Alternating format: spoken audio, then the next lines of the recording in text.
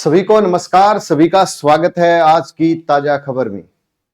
तो जो ताजा खबर है पत्रिका, भास्कर या कोई और न्यूज चैनल से जो एग्जाम के लिए महत्वपूर्ण है, आने वाले दिनों में एग्जाम के क्वेश्चन आपको यहाँ से खूब सारे मिलेंगे, तो एक अच्छा सा रजिस्टर लगाइए, बार बार लिखते रहिए, दोहराते रहिए, आपको याद होगा। तो करते हैं शुरू। देखिए, आज मंत्री बने हैं, आने वाले दिनों के क्वेश्चन है कि राजस्थान में कैबिनेट मंत्री, पहले इसको थोड़ा सा देख लेते हैं हमने। राजस्थान के मुख्यमंत्री अब कौन है वर्तमान में? तो भजन लाल शर्मा। पूर्व मुख्यमंत्री कौन थे? अशोक गहलोत। प्रथम मुख्यमंत्री कौन है? हीरालाल शास्त्री। दूसरा मनोनीत मुख्यमंत्री, पहला मनोनीत मुख्यमंत्री कौन था? हीरालाल शास्त्री। दूसरा मनोनीत था CS वेंकटाचारी। तीसरा जयनारायण व्यास। चुनाव जीतकर जो आया था वो टिक्काराम पालीवाल। तो पहला निर्वाचित मुख्यमंत्री था टिक्काराम पालीवाल, पूर्व मुख्यमंत्री अशोक गहलोत और वर्तमान मुख्यमंत्री है भजन लाल शर्मा। पहला क्वेश्चन, राजस्थान में उप मुख्यमंत्री, अगर हम उप मुख्यमंत्री की बात करते हैं तो दिया कुमारी, प्रेमचंद बेरवा, दो उप मुख्यमंत्री हैं राजस्थान में। इससे पहले भी उप मुख्यमंत्री था। आपसे अगर कोई ये पूछे कि राजस्थान का पहला उप मुख्यमंत्री बताओ, तो मैं आपको अभी क्लास में याद करवा देता हूं कि जो राजस्थान का पहला निर्वाचित मुख्यमंत्री था टिक्काराम पालीवाल, वो ही राजस्थान का पहला उप मुख्यमंत्री भी था। तो उप मुख्यमंत्री टिक्काराम पालीवाल, हरिशंकर भावड़ा, बनवारी लाल बेरवा, कमला बेनीवाल, सचिन पायलट, 5 उप मुख्यमंत्री बन चुके हैं। अब बन गए 2, टोटल हो गए 7। प्रश्न आएगा कौन सा नहीं है, तो ये 7 है, इनके अलावा कोई भी नहीं है। तो याद रह जाएगी ये बात। तो फिर कैबिनेट मंत्री में किन किन को शामिल किया है? तो किरोड़ी लाल मीणा, बाबूलाल खराड़ी, मदन दिलावर, जोगाराम पटेल, सुरेश रावत, अविनाश गहलोत, जोराराम कुमावत, कन्हैयालाल चौधरी, सुमित गोदारा। राज्य मंत्री स्वतंत्र प्रभार गौतम कुमार, जाबर सिंह खर्रा, हीरालाल नागर।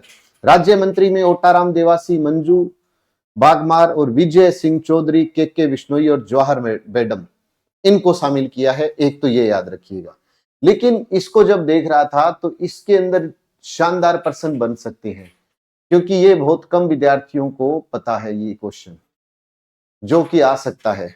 देखिए क्वेश्चन कैसे निकलता है। राजस्थान में प्रथम विधानसभा चुनाव कब हुए? 1952 में हुए।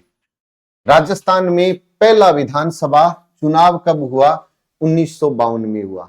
आपसे कोई पूछे कि प्रथम विधानसभा का गठन, प्रथम विधानसभा का गठन हुआ कब था? तो 29 फरवरी 1952 को हुआ था। 29 फरवरी 1952 में प्रथम विधानसभा का गठन हुआ था। फरवरी 28 की होती है, लेकिन ये अपवाद के दिन हुआ था, इसे याद रख लो।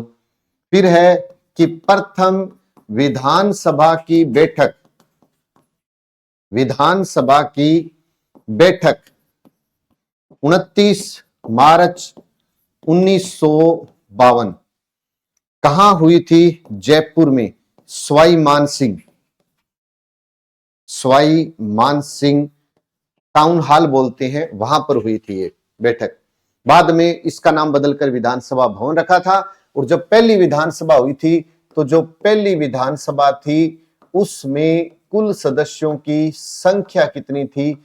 160 थी। कितनी थी? 160 थी।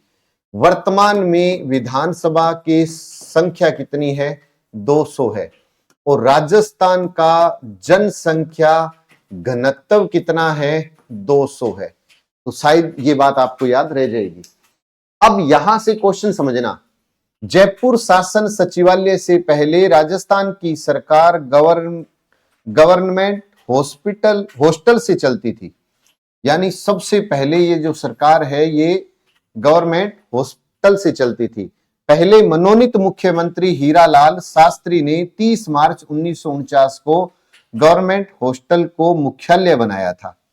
आप सब जानते हैं कि राजस्थान का पहला मनोनीत मुख्यमंत्री, इसके साथ ये प्रश्न बन गया है कि राजस्थान का पहला मनोनीत मुख्यमंत्री कौन है?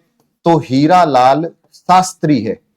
पहला मनोनीत मुख्यमंत्री हीरालाल शास्त्री, दूसरा मनोनीत मुख्यमंत्री CS वेंकटाचारी, सेंधव सेंसाचारी वेंकटाचारी, और तीसरा मनोनीत मुख्यमंत्री था जय नारायण व्यास, जो बाद में निर्वाचित भी हुआ। और प्रश्न पूछा जाता है कि एकमात्र जो निर्वाचित और मनोनीत दोनों था वो कौन था? जय नारायण व्यास। अब समझना, तो जो हीरालाल शास्त्री था 30 मार्च 1949 को इसने क्या किया कि गवर्नमेंट हॉस्टल को मुख्यालय बनाया था। मनोनीत मुख्यमंत्री था और ये पहला मनोनीत मुख्यमंत्री था, इस बात को क्लियर कर लेना। 30 मार्च 1949 एकीकरण का चौथा चरण चल रहा था और उसका नाम था वरीहत राजस्थान। उस चरण का नाम था वरीहत राजस्थान। अब 30 मार्च को प्रत्येक वर्ष उसी समय से राजस्थान दिवस भी मनाना शुरू किया गया। इसके बाद 1952 में पहली विधानसभा के चुनाव के बाद सरकार का मुख्यालय सचिवालय बन गया। जो मुख्यालय था वो सचिवालय बन गया। 1937 में बना था सचिवालय का पहले नाम क्या था? भगवंत दास बेरकस। अब देख ले पर्सन, ये पेपर में आता है लेकिन बुक्स में नहीं है। इसके बाद स्वाई मान गार्ड मुख्यालय भी कहा जाने लगा इसे। जो जयपुर राज दरबार की सेना का मुख्यालय था। आजादी के बाद यह राज्य सरकार के कब्जे में आया। इसे प्रदेश की सरकार चलाने के लिए मुख्यालय शासन सचिवालय बनाया गया। इसमें प्रथम सीएम जय नारायण व्यास और उनका मंत्रिमंडल बैठा था। पर्सन फिर एक तैयार हो गया कि जब इसको उधर शिफ्ट किया तो इसको मुख्यालय था और आजादी के बाद यह राज्य सरकार के कब्जे में, इसे प्रदेश का सरकार चलाने के लिए मुख्यालय शासन सचिवालय बनाया गया। और इसमें जो पहला सीएम बैठा था ना, वो जय नारायण व्यास था और उसका मंत्रिमंडल था। इसके बाद मुख्यमंत्री टिक्काराम पालीवाल बैठे, मोहनलाल सुखाड़िया यहां 17 साल बैठे थे, कोई बात नहीं। स्वाईमान गार्ड सेना का मोनोग्राम, ये क्या था कि इसका जो स्वाईमान गार्ड सेना का मोनोग्राम था ना, पहले यहां पे गेट के आगे लगा होता था, फिर इसको किस में कन्वर्ट कर दिया? अशोक स्तंभ में। प्रदेश की बागडोर जब मुख्यमंत्री के रूप में जगन्नाथ पहाड़िया, राजस्थान का पहला अनुसूचित जाति का मुख्यमंत्री, पहला अनुसूचित जाति का मुख्यमंत्री अगर पूछे तो जगन्नाथ पहाड़िया था। अब इसने क्या किया? सचिवालय के मुख्य द्वार पर लगे स्वाई मान गार्ड सेना के मोनोग्राम को हटाकर अशोक स्तंभ लगवाया। इसके बाद बरकतुल्ला, हरिदेव जोशी, भैरव सिंह शेखावत, हीरालाल देवपुरा, अशोक गहलोत इसके अंदर बैठे। इतने क्वेश्चन इसके अंदर है जितना हम सोच नहीं सकते। पहली लाइन से लेकर कितने क्वेश्चन पॉलिटी के आपको इसके अंदर मिल रहे हैं। कहने को तो एक छोटा सा पेज है, कटिंग है, जिसको शायद कोई पढ़ता भी नहीं है क्योंकि ये कलर में नहीं था, ब्लैक एंड व्हाइट में था। तो आप ये देखो कि पहले चुनाव हुए थे 52 में, पहली विधानसभा का गठन हुआ था, 160 सदस्य थे, वर्तमान में 2 है ना। फिर उसके बाद में सरकार गवर्नमेंट हॉस्टल में चलती थी। पहले मनोनीत मुख्यमंत्री था हीरालाल शास्त्री, है ना। फिर ये मतलब हर एक लाइन को आप आराम से पढ़ना, इस पीडीएफ को संभाल कर रखना, जितने क्वेश्चन बना सकते हो बनाना। भगवान राम सभी के चरण संभालेगा राजस्थान। देखिए एक और क्वेश्चन है, अयोध्या में जो राम मंदिर बन रहा है वो किस शैली में है? तो याद रखना नागर शैली में है, ठीक है। अब दूसरा क्वेश्चन, इसमें साफ साफ लिखा हुआ है मंदिर निर्माण के लिए 1989 से मंदिर के लिए बयाना के बंसी पहाड़पुर से पत्थर ले जाने की शुरुआत हुई थी, करीब 1 वर्ष। तो ये इसके बाद बड़ी मात्रा में पिंक स्टोन स्लेब अयोध्या पहुंचा। तो राजस्थान में अगर पूछे, भरतपुर पिंक स्टोन से बना मंदिर है और है कहां का? बी से भरतपुर, बी से बयाना, बी से बंसी पहाड़ का है। तो याद रह जाएगा ना, बी से बयाना, बी से बंसी पहाड़ का है। लेकिन मकराना के संगमरमर पर रामलला, तो यहां मकराना का संगमरमर भी आ गया और बंसी पहाड़ का पत्थर भी आ गया, यानी भरतपुर का पत्थर आ गया और नागौर अब आ गया वो मकराना डीडवाना कुचामन में। तो वहां का संगमरमर और यहां का पत्थर लगा हुआ है इस मंदिर में। राजस्थान के लिए 2 बातें इंपॉर्टेंट। अब साहब इनको देखो, दुनिया में 1% बच्चे 1% बचे पीली आंख वाले कबूतर। जोहड़बीड़ बना ठिकाना। अगर हम पहले बात इसकी करें जोहड़बीड़ की, तो याद रखना ये जो जोहड़बीड़ है ना, आपसे कोई ये पूछे राजस्थान का पहला कंजर्वेशन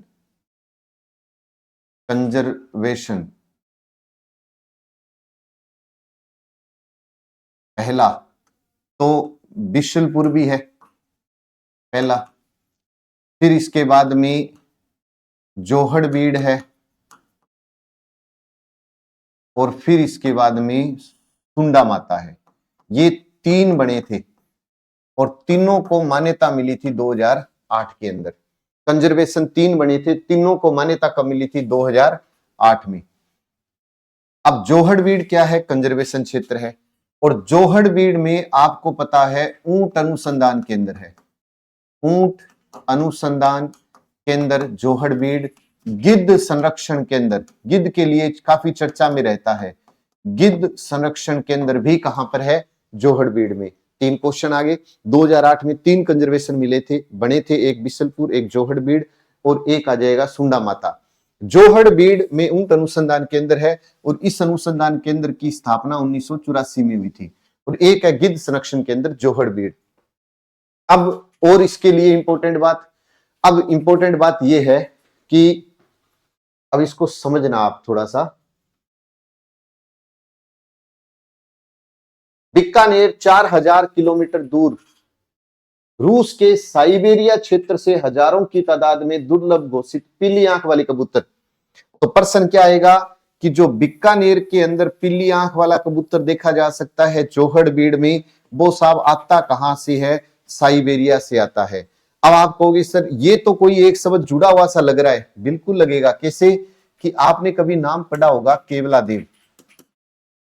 केवलादेव जो राष्ट्रीय उद्यान है उसके अंदर साइबेरिया से साइबेरियन सारस आता है ना।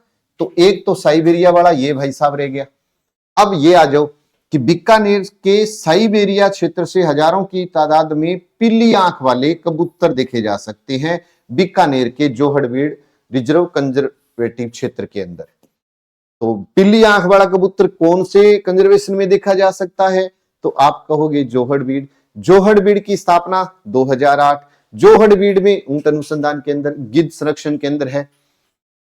1 दशक पहले तक यह उत्तर भारत में कुछ जगह 100 से 500 की संख्या में आया करते थे, परंतु साल दर साल पाकिस्तान से भारत में प्रवेश करने वाले के बाद अधिकांश से, ध्यान से समझना इस बात को, बीकानेर की तरफ रुख करना शुरू कर दिया है। चलो कोई दिक्कत नहीं है। अब यहां पर एक और बात आ गई।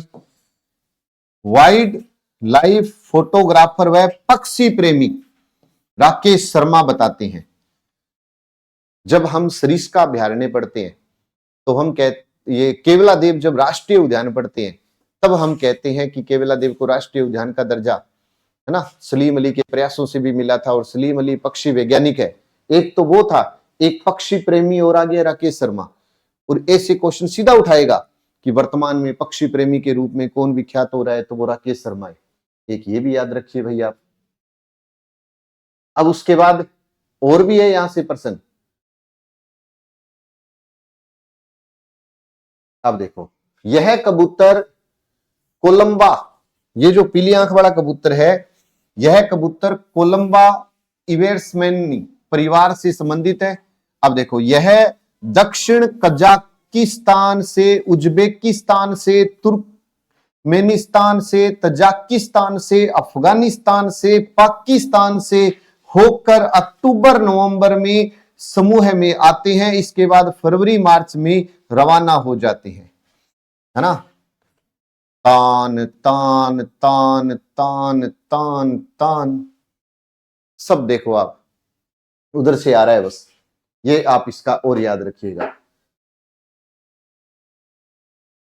बीकानेर के जोहड़बीड़ में बड़ी संख्या में लॉन्ग लेग बर्ड भी आता है। इसे साधारण भाषा में चूहे मारबाज कहते हैं, यानी चूहे मारबाज। तो इससे फिर क्या होता है, जो किसान होते हैं उनमें खुशी की लहर आ जाती है कि ठीक है अब आ गया, अब तो कुछ चूहों को मारेगा ही मारेगा।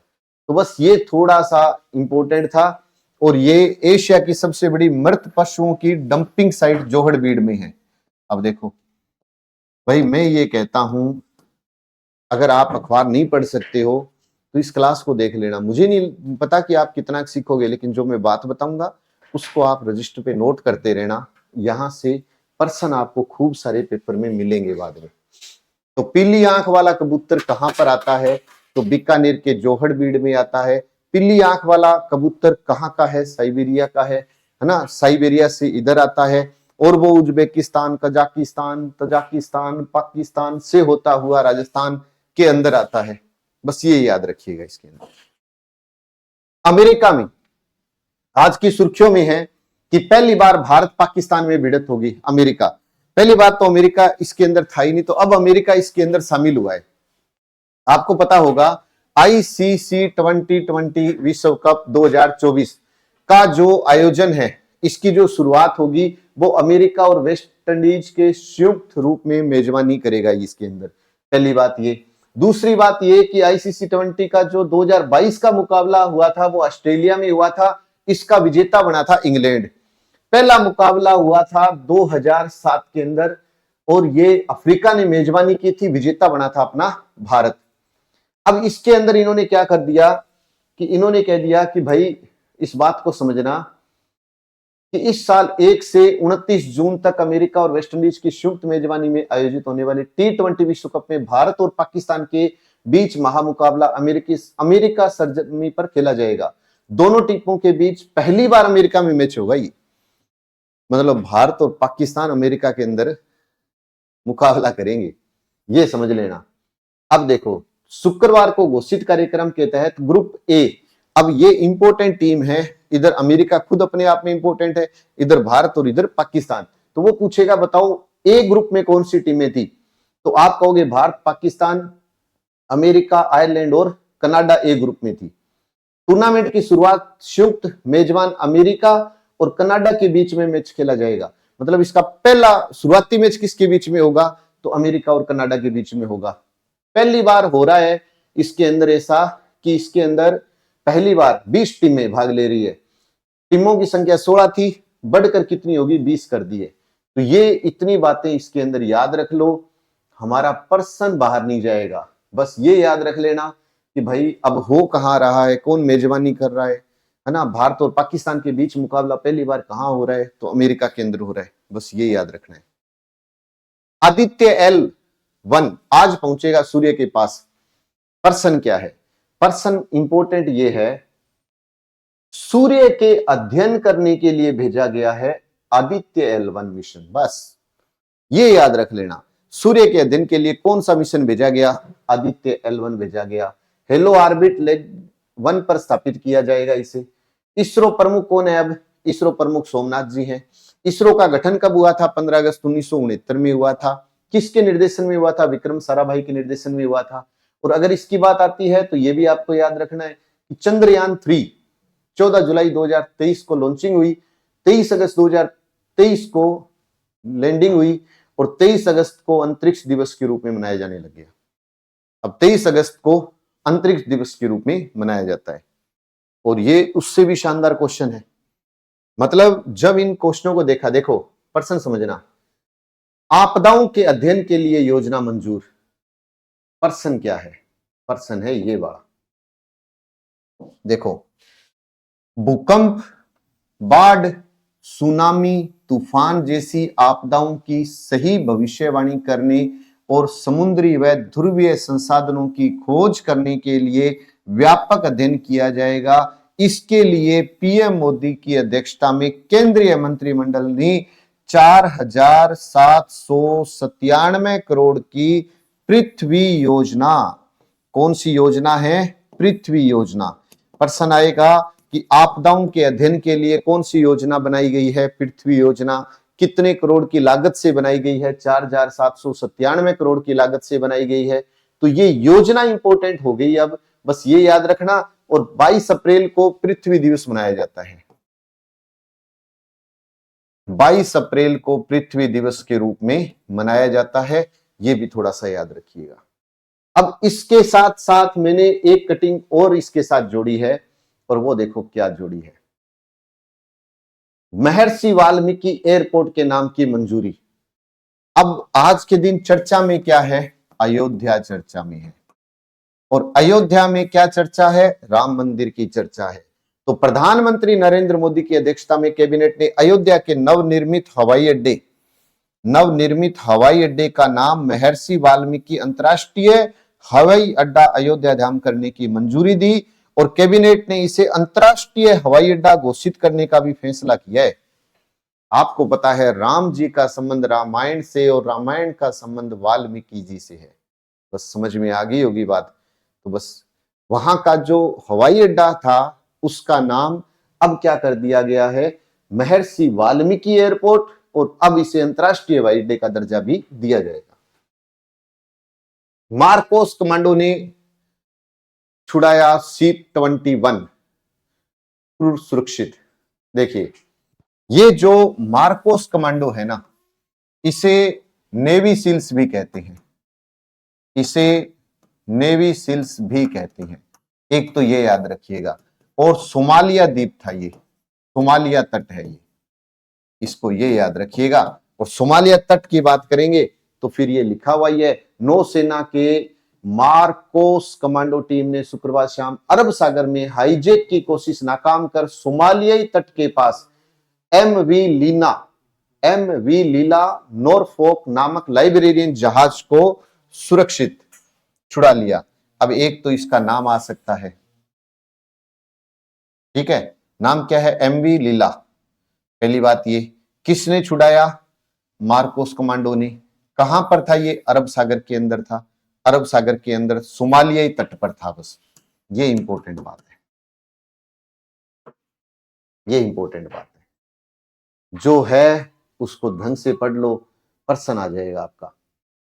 क्योंकि ये जब पूछेगा कि बताओ वो तट कौन सा था, तो सोमालिया तट था, अरब सागर का था, ये जरूर याद रख लेना। अब यहां से देखो ये भाई साहब, इसको कहां दिक्कत थी? ये बैठा रहता अंदर। सरिस्का से निकल रेल मार्ग पहुंचा बाघ, ट्रेन से बचा। बस इतना याद रख लो, सरिस्का से निकलकर रेल मार्ग पर पहुंचा बाघ। इस बाघ का नाम क्या है? 2303, ये बाघ था। अब बताओ पर्सन तो यही इंपॉर्टेंट बनेगा कि 2303 बाघ किसका है? जैसे T-17 किसकी है? रणथंबोर की है। वैसे ही 2303 किसका है? ये सरिस्का का है। कोई खास बात नहीं है, बस इतना याद रख लेना। और जब बात आती है सरिस्का की, तो आप सब जानते हैं कि ये राजस्थान की दूसरी बाघ परियोजना है, जिसे दर्जा 1978 में दिया गया था। और एक जब बात आती है सरिस्का की, तो आजकल फेमस है सरिस्का ए, और वो इसलिए फेमस है कि राज्य का सबसे छोटा अभ्यारण्य है। 3.01 वर्ग किलोमीटर में फैला हुआ है। बस इसके साथ ये बात जरूर याद रख लेना। अब इसके बाद ये आज के अखबार के अंदर आधा पेज तो अकेला ही ले गया ये, है ना। आप कहोगे सर इसमें कोई क्वेश्चन तो नहीं बन रहा है इसमें, क्यों नहीं बन रहा? देखिए, चीन का दूसरा सबसे बड़ा झरना हुंकोऊ। पहली बात तो ये कि चीन का दूसरा सबसे बड़ा झरना है ये हुंकोऊ। तो आपके मन में आना चाहिए कि सर पहला कौन सा है? चीन का सबसे बड़ा, या मैं यहां लिख देता हूं एशिया का सबसे बड़ा झरना कौन सा है? हुआंगेसू है। एक तो ये याद रख लो। और दूसरा सबसे बड़ा झरना कौन सा है? हुंकोऊ झरना है। लेकिन अगर आपसे कोई ये पूछ ले,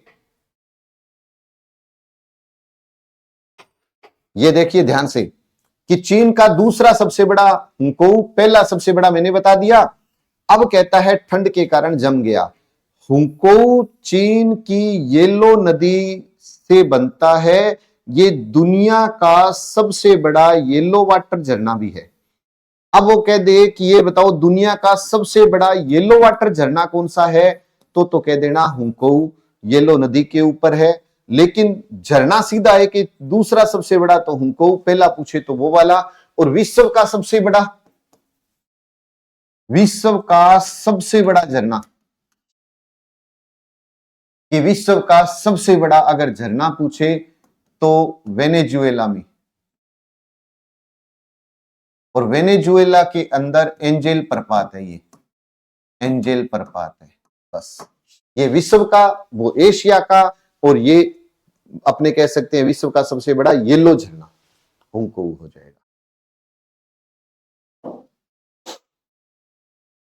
तो ये थी अपनी क्लास।